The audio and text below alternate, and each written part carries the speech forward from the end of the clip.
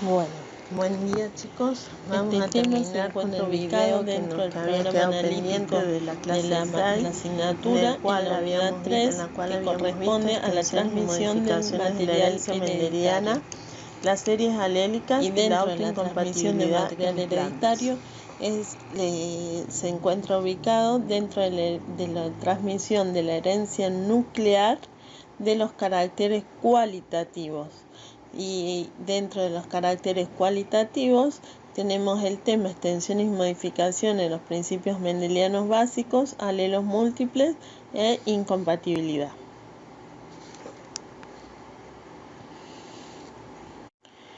Como habían visto ustedes que el color de ojos de la mosca era un carácter de herencia ligada al sexo. En esta diapositiva podemos ver que aparte el color de ojos de la mosca también tiene una serie alélica. ¿A qué se nos referimos con serie alélica? Serie alélica nos referimos a que un gen tiene varias formas alternativas, o sea, puede adquirir varias formas alternativas. En el caso del color del ojo de la mosca, puede adquirir, por ejemplo, el color puede adquirir la forma alternativa para el color de ojo sepia, para el color de ojo púrpura, para el color de ojo anaranjado, y así, o sea, en este caso tenemos 9 formas alternativas de ese gen. O sea, desde un gen en particular, por ejemplo, el color de ojos rojos, ese gen sufrió varias mutaciones dando distintas formas alternativas de ese gen que serían los alelos, ¿sí? Esos alelos, como son distintos en todos, dice que se forma una serie alélica. Se dice que se forma una serie alélica.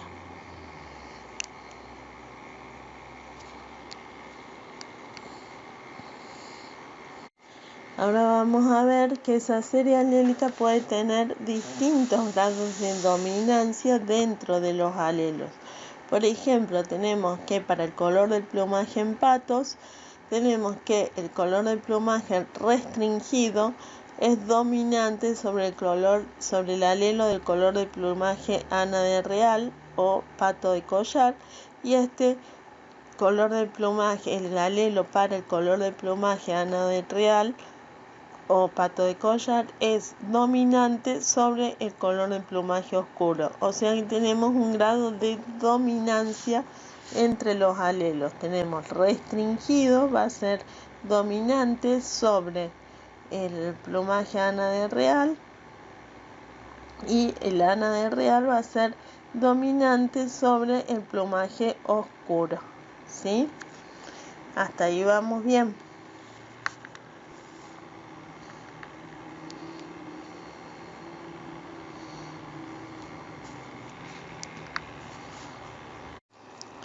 Otro ejemplo son los grupos sanguíneos. Ustedes vieron el sistema ABO de los grupos sanguíneos. Ustedes habían visto ayer que era un caso de codominancia, porque cuando tenemos el gen I con el supra A y el gen I con el supra B, tenemos que se manifiestan los dos genotipos, los dos alelos se van a manifestar en el fenotipo y me van a dar grupo sanguíneo AB, ¿sí? Lo que tenemos acá, tenemos que el fenotipo A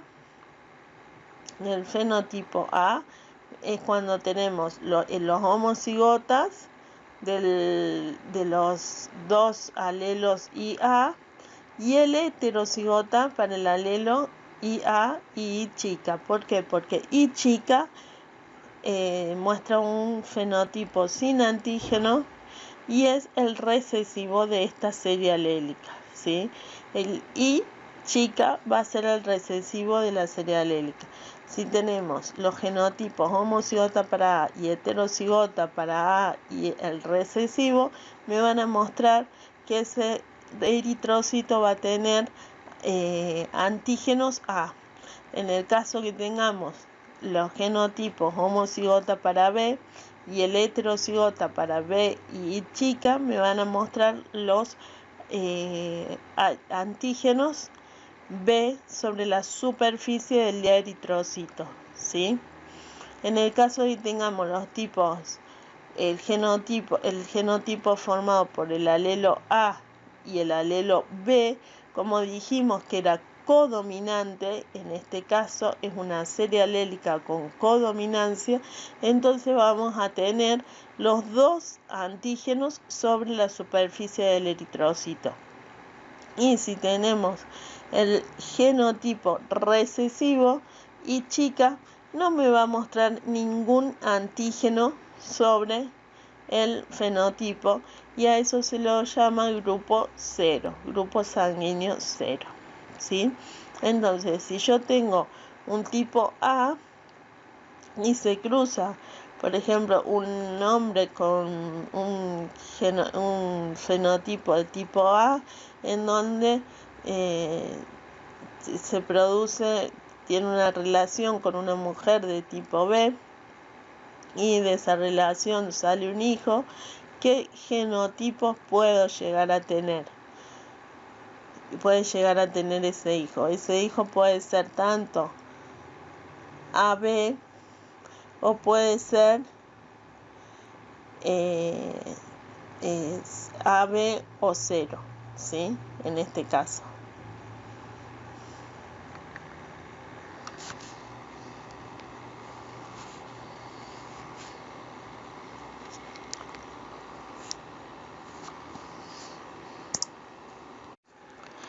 Otro ejemplo de series alélicas es el color del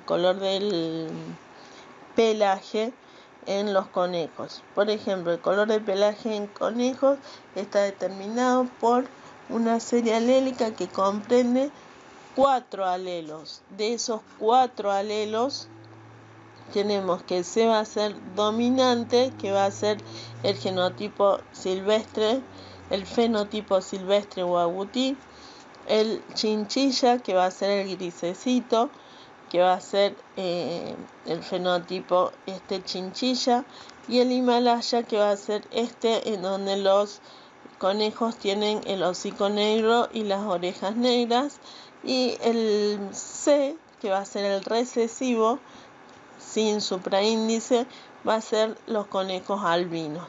Entonces vamos a tener que el silvestre va a ser dominante sobre el chinchilla, el Himalaya y el albino. O sea que estos 3 heterocigotas me van a mostrar fenotipo agutí o silvestre.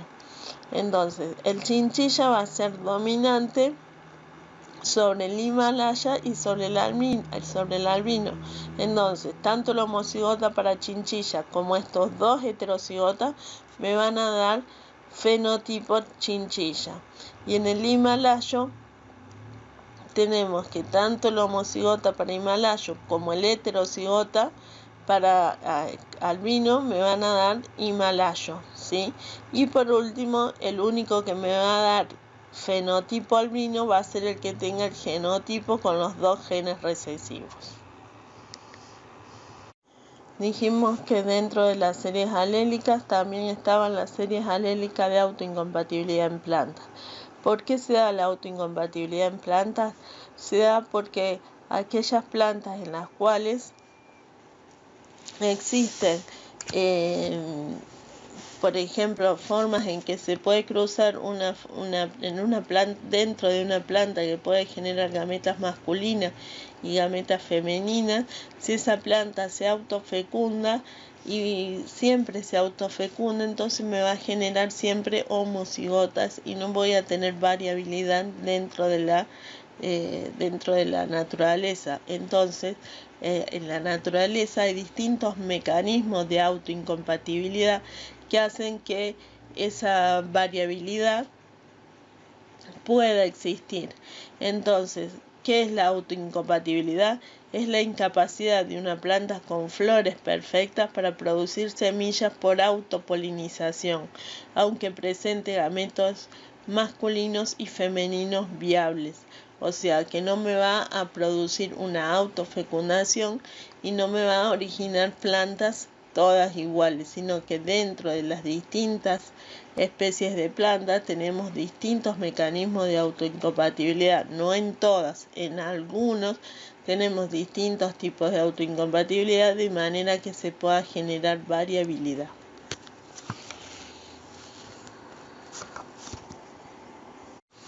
Entonces, dentro de las autoincompatibilidades tenemos dos tipos de autoincompatibilidad. La autoincompatibilidad puede ser heteromórfica o de flor homomórfica. En el caso de que la autoincompatibilidad sea por la flor heteromórfica, quiere decir que la flor va a tener distintas formas, tanto la flor femenina como la flor masculina.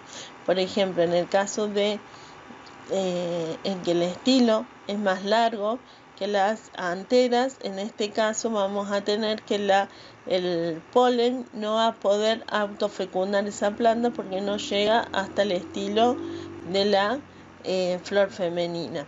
En el caso de que el estilo es más corto que el polen, muchas veces es más corto que las anteras. Muchas veces en estos casos, tanto las anteras, las gametas masculinas como las gametas femeninas van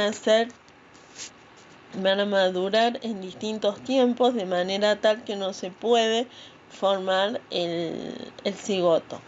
Y en el caso de la autoincompatibilidad homomórfica, es decir, cuando tenemos que las flores femeninas y masculinas maduran al mismo tiempo y están en la misma altura, muchas veces existen genes. Por ejemplo, vamos a analizar el gen del locus S, que es el que me da la autoincompatibilidad en este caso. Entonces tenemos que en una flor homomórfica la autoincompatibilidad está determinada por un gen con alelos múltiples y esa autoincompatibilidad puede ser gametofítica o esporofítica. En el caso de la autoincompatibilidad gametofítica está determinada por características genéticas del grano de polen, haplotipo, ¿sí? Estas características genéticas del grano de polen vamos a tener que estos son los óvulos de la parte femenina, y vamos a tener que el genotipo, ¿sí?, de la parte femenina va a ser S1, S2, o sea que me va a producir tanto óvulos S1 como S2. Estos óvulos van a reconocer los alelos S1 o S2 de los granos de polen, ¿sí? Ustedes saben que las gametas van a ser haploides, entonces ya no van a llevar el genotipo, como en este caso que tenemos del gametofito o la parte femenina. Este va a ser el genotipo, pero estos óvulos van a llevar uno de esos dos alelos, el S1 o el S2, y el polen también va a llevar uno de esos dos alelos, el S1 o el S2. Si cualquiera de esos dos alelos del grano de polen es igual a los óvulos, entonces me lo va a reconocer el estigma de la planta y se van a producir mecanismos para que no crezcan los tubos polínicos de esos granos de polen. En el caso en que tengamos, por ejemplo, en este caso, en el caso B, en donde tenemos que el grano de polen puede ser S1 o S3, y si tenemos que el gametofito tiene genotipo S1, S2, entonces los óvulos van a ser S1 y S2. Pero si el grano de polen es S1, entonces el estigma lo reconoce y no crece el tubo polínico. En el caso de que el grano de polen sea S3, entonces ese estigma no lo va a reconocer como igual y se va a crecer el tubo polínico, por lo tanto se va a producir descendencia. ¿Cómo va a ser esa descendencia? Va a ser S1, S2, S1, S3 y S2, S3. O sea que tengo 50% de autoincompatibilidad, ¿sí? ¿Por qué? Porque voy a tener 50% de descendencia. Y en el caso en que el grano de polen sea distinto para el alelo S que el genotipo del gametofito, o sea que va a ser, puede llevar el alelo S3 o puede llevar el alelo S4, en ese caso la descendencia me va a formar toda la descendencia, porque el alelo S1, los óvulos que tengan el alelo S1 se van a juntar con los alelos S3 del grano de polen, porque creció el tubo polínico y fecundó los óvulos S1, y los S4 del grano de polen va a fecundar los óvulos S2 y me va a producir toda esta descendencia, ¿sí? Entonces tenemos S1, S3, S2, S3, S1, S4, S2, S4. Entonces acá la autoincompatibilidad es de 0%. Y ustedes ven acá que me genera variabilidad, ¿sí? No me genera ningún tipo de homocigota, sino que me genera variabilidad para este gen, ¿sí? Entonces vamos a tener descendencia. ¿Se entiende hasta ahí? Bueno.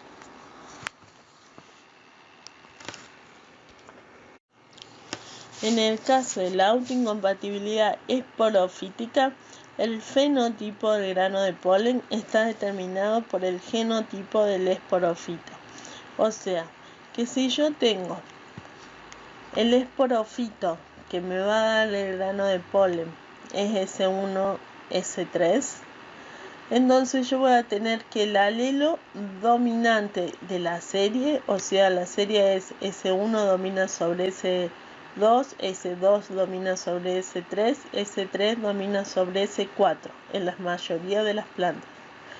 Entonces vamos a tener que esa serie alélica, vamos a decir que cuando el genotipo del esporofito del grano de polen, por ejemplo en este caso es S1, S3, va a tener fenotipo S1, porque va a dominar este alelo en el fenotipo, ¿sí?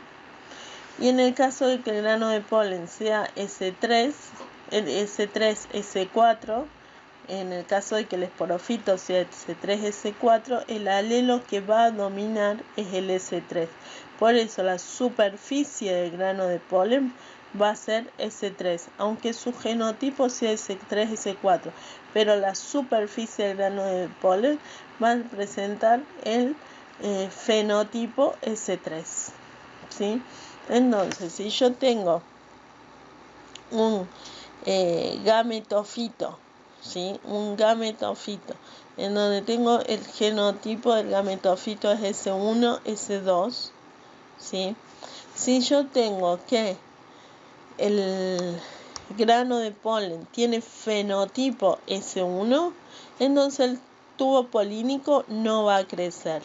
En cambio, si yo tengo el gametofito S1, S2 y tengo que el esporofito del grano de polen es S3, S4, el fenotipo de ese grano de polen es S3, entonces en este caso el tubo polínico no es rechazado por el estigma y va a crecer. Entonces la descendencia va a ser, en el primer caso, ninguna, o sea que tengo 100% de autoincompatibilidad. Y en el segundo caso, la descendencia va a ser esta, S1, S3, S2, S3, S1, S4 y S2, S4, ¿sí? ¿Por qué? Porque voy a tener, a pesar de que el fenotipo del grano es S3, del grano de polen es S3, a mí se me van a juntar los distintos alelos, el S1 con el S3, el S1 con el S4, el S2 con el S3 y el S2 con el S4, ¿sí?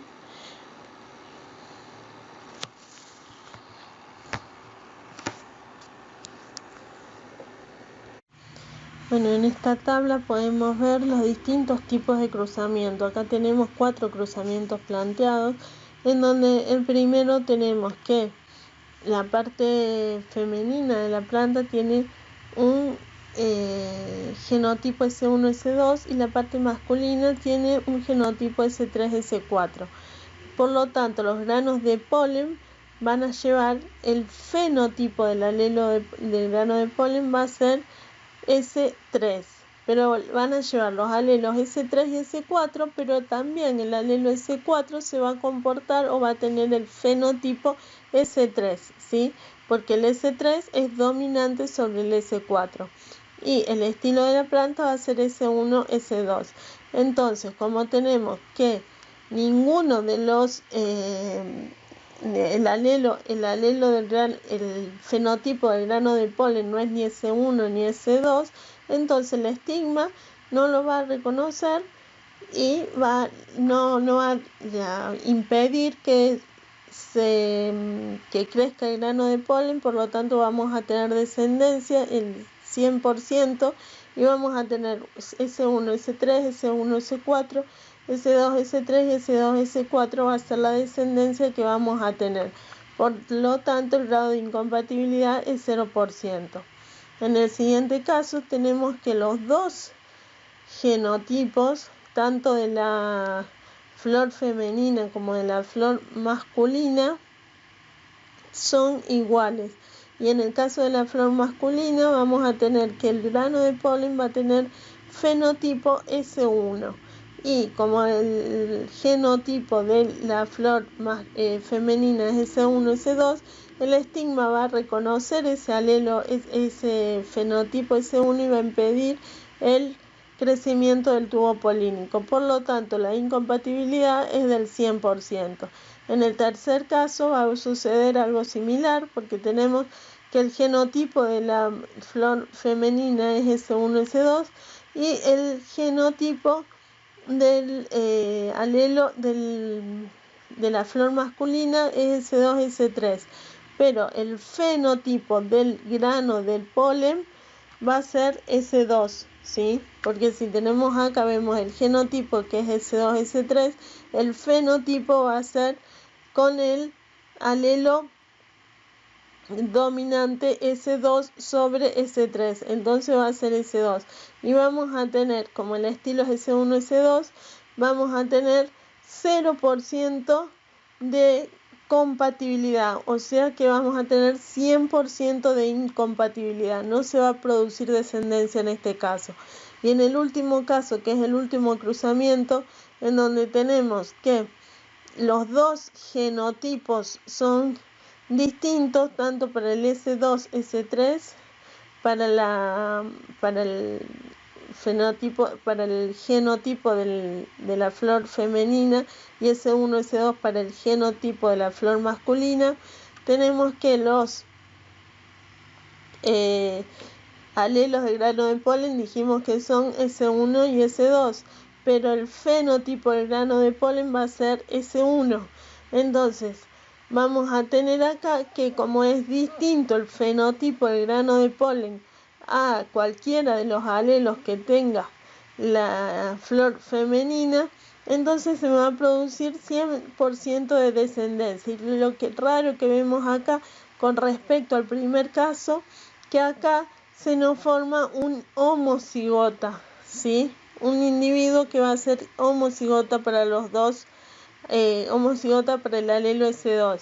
Si vemos que tenemos que el alelo S1 se combina con el S2 de la madre, el S1 del polen se combina con el S3 de la madre, ¿sí?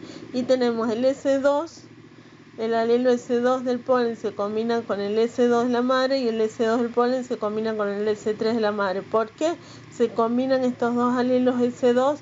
Porque fenotípicamente son S1, ¿sí? Entonces el estigma no los reconoce como para que sea incompatible. Entonces por eso tenemos 0% de incompatibilidad, 100% de compatibilidad y se nos forma una homocigota que es la única, en esta incompatibilidad esporofítica, es la única que tiene la posibilidad de formarse homocigotas. Y como ven acá, a diferencia de la gametofítica, en este caso tenemos incompatibilidades de 0% o de 100%. En cambio, en la gametofítica teníamos 0, 50 y 100%.